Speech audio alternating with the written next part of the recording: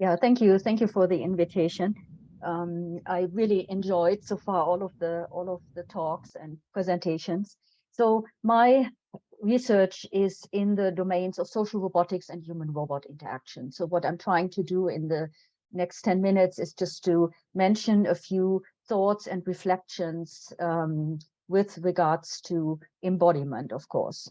So what are social robots? So social robots don't have to be humanoid. They can have basically any shape. They can be animal-like or machine-like, but they engage people in an interpersonal manner. So they communicate and coordinate their behavior with people using a variety of means. This could be verbal, non-verbal. Non-verbal could be gestures, for example. It could be body movements. It could be tactile interactions or affective modalities. So using, for example, emotional expressions in the body movements or in the faces. So these robots, as I just explained, social robots, they definitely interact with people, not just with the environment, but in particular with people. So how is this related to embodiment, which then leads me to the question, who or what is embodied? So for example, if you look at these pictures here, would you say that the bears on the right are embodied, that the salmon that they are feeding on are embodied? But what about the bird in the background on the right? What about the rocks? What about the trees? Would you call them embodied? Now, when you look at structural coupling between agents and environments, this is actually a very interesting concept.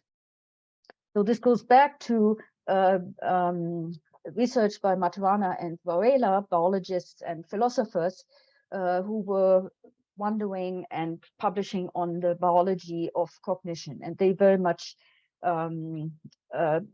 proposed this concept of structural coupling. And so previously with my collaborators, I've been wondering how could we actually define then the structural coupling and therefore the embodiment of a system. So this was an attempt that we tried to make where we focused on perturbatory channels between a system X and an environment E, where you consider at a particular point in time how much the system can perturb the environment and how much the environment can perturb the system. And this could potentially actually also be made measurable. And this concept could apply to various types of systems, even software systems, even inanimate systems like chairs or toasters, in addition to all living organisms, of course. It can also be applied to objects like, Amazon smart speakers, which don't look anything like any living object, but clearly they also have perturbatory channels in the sense of how they can interact with the environment and how the environment can change their states. So I would, according to this reasoning, we can propose that all bodies are embodied, but some bodies are more embodied than others. So the nature and extent of embodiment has, of course, a big impact on the capabilities of the systems. For example, how a robot can interact with a person. And some ways in how to consider the nature of these perturbatory channels are perturbatory bandwidth and structural variability. So perturbatory bandwidth is the way how the system and the environment can influence each other. So you see here at the bottom my simple attempt.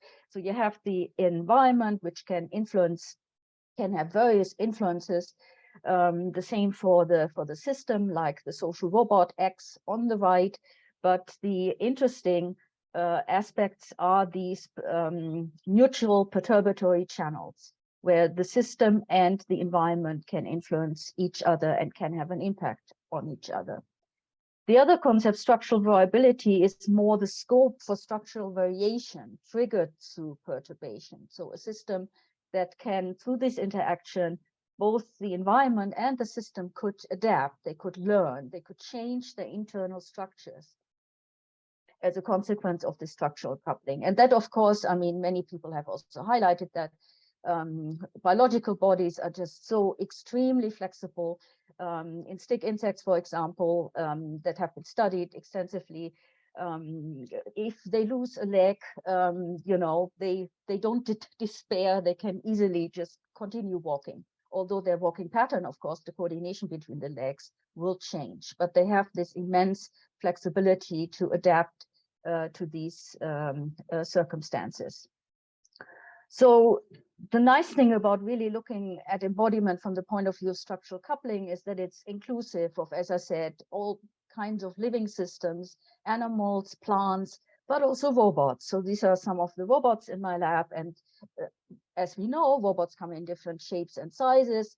They afford different types of social interactions, ranging from humanoids, which are very much inspired by human-human interaction, to more animal-like robots, or robots that have a more futuristic appearance.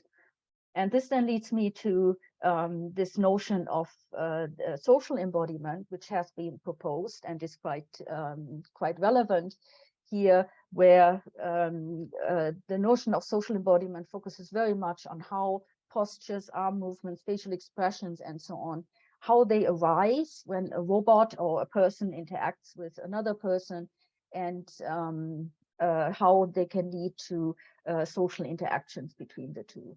So my final comments are a little bit about applications, because I'm myself quite interested in applications of social robots in therapy and education, also in care, for example, home assistance.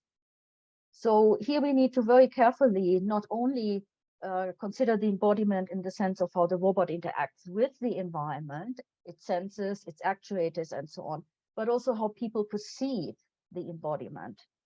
So this was a robot, for example, we designed for children, where we had to, of course, you know, very carefully choose how it can perceive the environment, how it can act upon the environment, inspired by various sources from the animal literature, for example. And we also had to consider to personalize the embodiment, so that, for example, children who were the primary target audience here, that they could also change the appearance of the robot in order to give them the impression that they have ownership about it. So just in case you're wondering what this robot actually did, here in Canada, basketball is very popular. And if you have children sitting in a wheelchair with upper limb disabilities, they wouldn't be able to pick up and throw a ball. So we designed this robot so that they could actually, through the robot that they control, they can play with balls. But also I mentioned affective expressions. They can be very important for the structural coupling in a social context of the robot and a person, with regards to the perturbatory bandwidth. So how can the robot influence a person? How can a person in return also influence the robot? So here we used a commercially available robot, the Miro robot at the bottom, and we designed facial expressions, we designed affective expressions for that robot in terms of movements of its head and eyes and the tail and the general body movements, the speech, and so on.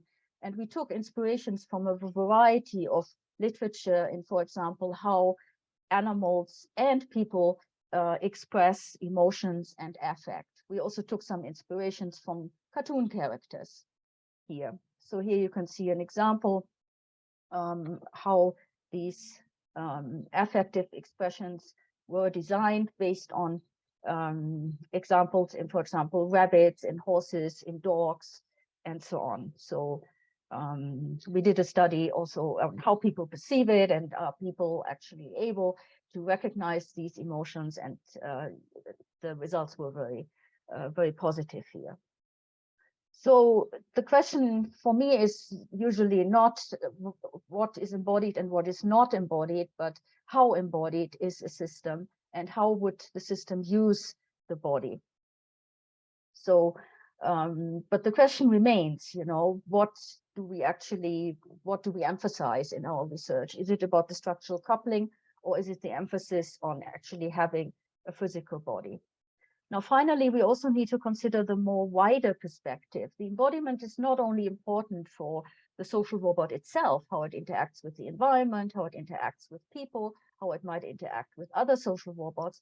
We also need to consider, in applications in particular, who else has a say in judging the embodiment of the robots. If you, for example, develop a system that should work as a companion in a care home or an assistant for nurses or doctors in a hospital, you need to consider not only the people who would directly interact with the robot, but also the managers, the people who are making decisions, for example, on how the system should be used. You need to consider the opinions of technical support staff on the robot's embodiment, on how the robot looks like, how it behaves. And of course, those people have different criteria.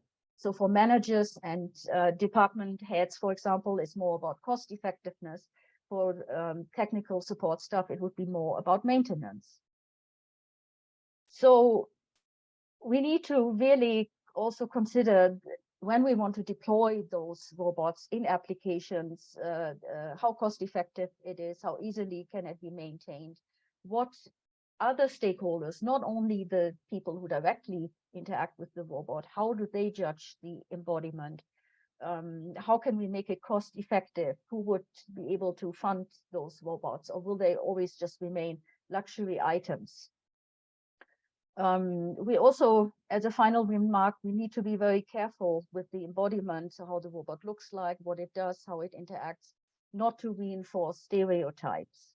We need more, so I would plead for having more creative imagination also in how robots could be designed in order not to reinforce stereotypes. So if you build a nursing robot, then I would very much appreciate not to build it in the shape of a female robot, but to be a little bit more inclusive and imaginative in this context. Okay, that's all I wanted to say. Thank you.